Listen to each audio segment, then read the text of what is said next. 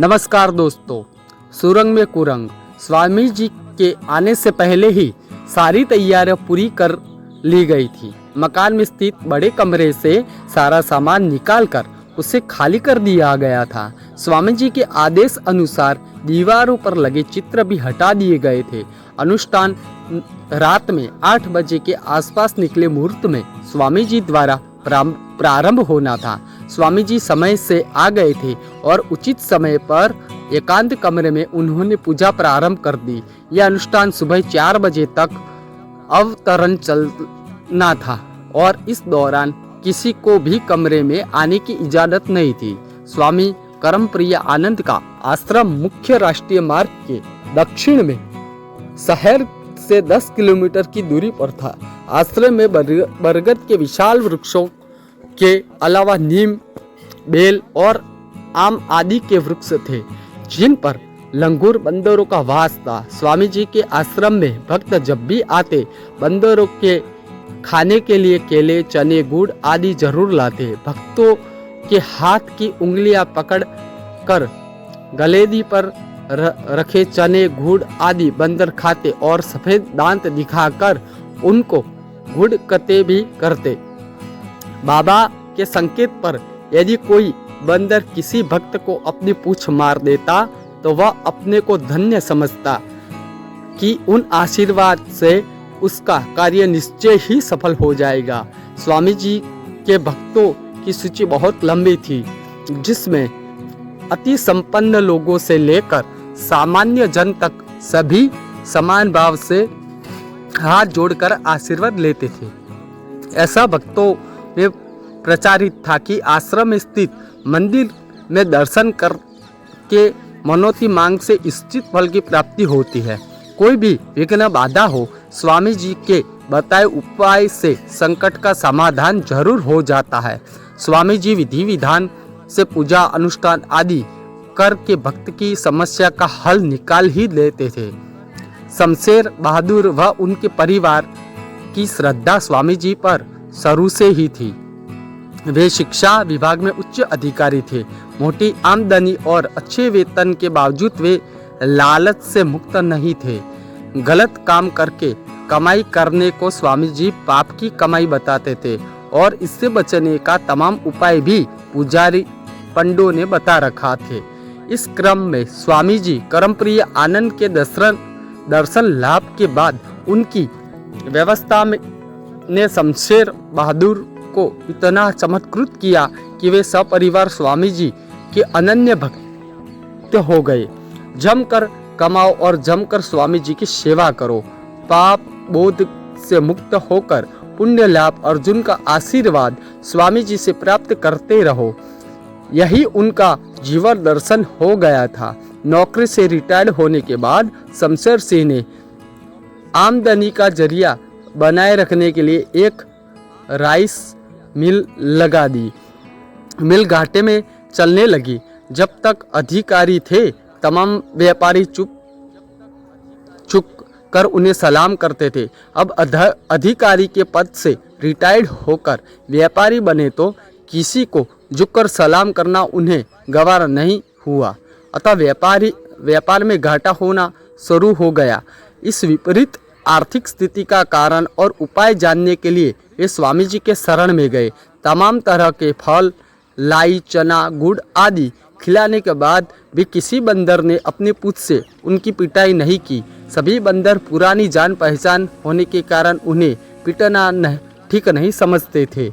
बिगड़ी अर्थव्यवस्था को सुधारने और घाटे को मुनाफे में बदलने के लिए पूरा परिवार स्वामी जी के चरणों में लौट गया। पुराने और संपन्न भक्त के परिवार की समस्या का समाधान तो स्वामी जी को करना ही था। ज्योतिष से गणना करके ग्रह नक्षत्र की स्थिति देखकर उन्होंने बताया कि शनि मंगल आमने सामने हैं। षड योग बन रहा है। मेष राशि में उच्च के सूर्य की स्थिति बनी हुई है, अतः प्रचंड अग्नि में धन वैभव का जलना स्वाभाविक है। सूर्य के घर सिंह राशि में शनि होने के कारण सूर्य आग बबूला हो रहे हैं। इस विकट परिस्थिति से राहत पाने के लिए ग्रह शांति के अनेक उपाय करने पड़ेंगे। इसका अनुष्ठान आज रात्रि से शुरू किया जाएगा और समापन तुम्हारे भवन के किसी कक्ष में पूजन के बाद होगा। अतः आश्रम में विधि पूर्वक विभिन्न प्रकार के पूजा पाठ व अनुष्ठान करने के बाद शमशेर जी के घर के एक कमरे में स्वामी जी ने रात 8 बजे से सुबह 4 बजे तक लगातार मंत्र का जाप किया।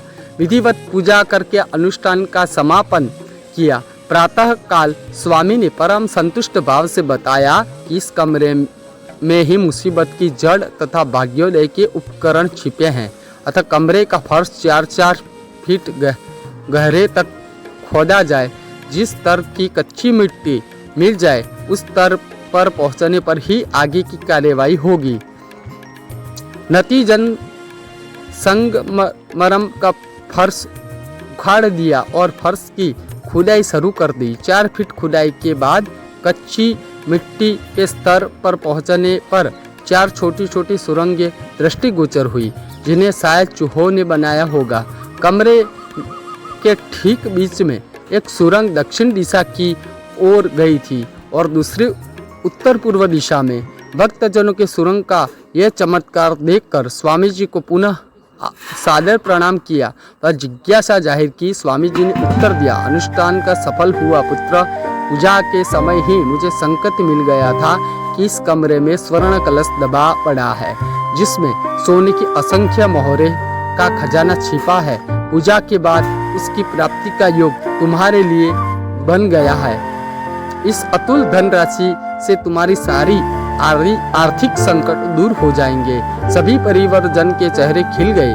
शमशेर अति उत्साह में खुद कावड़ उठा लाए और आगे किस सुरंग की खुदाई करनी है स्वामी जी से पूछा। वे स्वयं गद्दा खोदकर स्वर्ण कलश निकालना चाहते थे, जिससे मजदूरों को या बाहर के किसी व्यक्ति को इसकी जानकारी न हो। स्वामी जी ने संकेत दिया कि उत्तर पूर्व दिशा में जाने वाली सुरंग के नीचे कलश दबा पड़ा है, पर अभी इधर कावड़ न चलाना, इसमें अभी बाधा है। इस भयंकर व्यवधान को दूर करना पड़ेगा। इस कलश का रक्षक दक्षिण दिशा में जाने वाली सुरंग में मणिधारी नाग के रूप में रहता है, जो अति विषैला और भयंकर है। प्रत्येक अमावस को वह आधी रात में इस कमरे में प्रकट होता है और अपनी मणि उत्तर दिशा उत्तर पूर्व की सुरंग के दहाने पर रखकर उसके प्रकाश से अपना आहार प्राप्त करता है। अतः तुम्हें अमावस तक प्रतीक्षा करनी पड़ेगी। अमावस्या की रात को मैं आकर स्वयं नाग देवता की आराधना करके उन्हें अपने वश में कर लूंगा और फिर उन्हें अपने आश्रम में स्थापित कर दूंगा। इसके बाद उनसे अनुमति लेकर इस स्वर्ण कलश को हासिल करने की कार्यवाही करूंगा। तुम्हें ज्ञात होगा कि बंदर सांप के फन को कौशल से पकड़ लेता है और उसी भूमि पर तब तक रगड़ता है जब तक वह मर नहीं जाता। यहाँ के नागराज अजय हैं, पर वानरों के सानिध्य में जीवन रक्षा की प्राणी सुलभ चेष्टा के कारण निष्क्रिय हो जाएगा और तब इन्हें मंत्र द्वारा वश में कर लेना आसान हो जाएगा। शमशेर सिंह और उनके परिवार यह जान गया था कि स्वर्ण कलश मिलने में अभी देरी है, पर निराशा की भावना पर विजय पाते हुए उन्होंने स्वामी जी से कहा कि हम सब उचित समय की प्रतीक्षा करेंगे। स्वामी जी ने कमरे को ठीक से बंद करा और बड़ा सा ताला लगवा दिया। एकादशी को स्वामी जी के आश्रम पर एक महायज्ञ का आयोजन होना था, जिसके में भंडारा भी होना था। यज्ञ 10 दिन तक चलना था, जिसमें पूजन हवन आदि जो व्यय होना था वह भक्त द्वारा दिए गए सामान और दान की धनराशि से संपन्न होना था। शमशेर अति श्रद्धावान थे। भंडारे के लिए स्वामी को 1.25 लाख रुपये नकद दान में दिए। जहां करोड़ों की धनराशि मिलनी हो, वहां 1.25 लाख देकर स्वामी को प्रसन्न रखने में क्या बुराई है। महायज्ञ में के आयोजन में भक्तों द्वारा लगभग 3 लाख का सामान और नगद चढ़ावा आ गया। सभी कार्यक्रम आनंद से संपन्न हो गए।